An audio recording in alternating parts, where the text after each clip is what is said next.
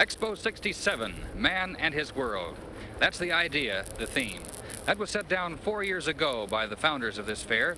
The idea had to be sold. It was, and the result is what they're calling the greatest World's Fair ever.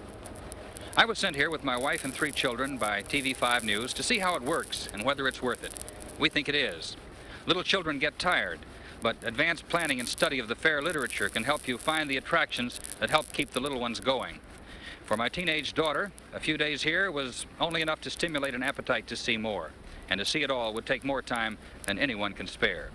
For my wife, there was the usual handling of the children while I worked, but for both of us, the fair visit was a success, and little inconveniences of this first week will be forgotten.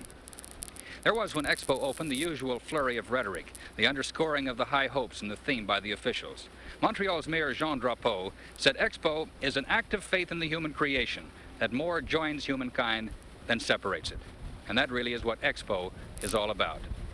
Fred Griffith, TV5 News, Montreal. The nuts and bolts of hospitals, spaceships, and power plants. That's the substance of what will be one of 2 or 3 of the most popular expositions at Expo 67. This is the Russian pavilion, except for the Canadian, the most expensive one here. For $12 million, the Soviets put up a massive steel and glass showcase for the output of their monolithic society.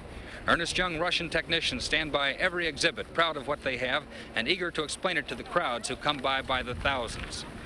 There are models of their new pioneer towns in Siberia, prototypes of the space vehicles and rockets that they hope will ultimately get one of their cosmonauts to the moon. A model of a supersonic transport plane hangs from the ceiling. There are ships, glistening television sets in black and white and smaller than ours, and even a pool of the great sturgeons which provide the world with their caviar.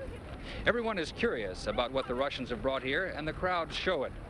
It has substance and solidity, but not much poetry and not much art. But I suspect that it's a pretty honest portrayal of what the Soviets value in their life in the 1960s. This is Fred Griffith, TV5 News at Expo 67 in Montreal.